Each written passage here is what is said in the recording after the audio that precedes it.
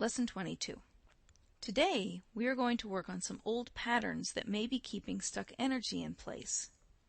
In your mind and body transformation notebook, write out a scenario that still makes you angry, that riles you up and carries with it some negative or limiting energy. It might be an experience you had as a kid or something that upsets you now that recently happened. After you write it out, pay attention to your feelings about that and write the feelings out in your notebook. Look at the feelings and see if there is anything else from your life that makes you feel the same way. This is a method of identifying and releasing stuck energy. When you have identified the feelings, see if you can identify a pattern that you keep bringing into your life.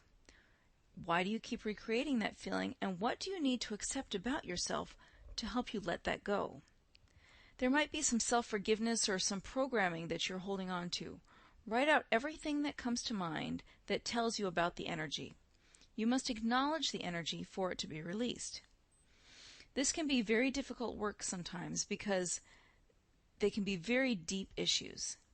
If you can identify and acknowledge the patterns on your own, that's great. But if you have trouble identifying the patterns and it brings up some deep and difficult stuff, you can do one of a few things. First, you can talk it out in the forums, if that's your thing, or talk to a friend. I like to write and get different perspectives, so I can see myself differently, so I like the forum format. You can also use EFT, which is the tapping technique we used in the first week.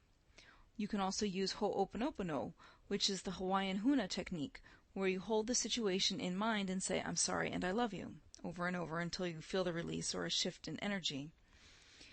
It's a method of taking responsibility for the entire circumstance in your life, and it allows you to bypass the logical mind and for consciousness to work on the stuck energy that keeps the feeling in place. No matter how you choose to work with any of your resistant blocks, identifying and acknowledging it is the key to releasing limiting thoughts. Good luck, and if you need any help, please write a post in the forums if you need some clarity. You can find a link to a Ho'oponopono site and to the EFT site in the forums. Have a great day!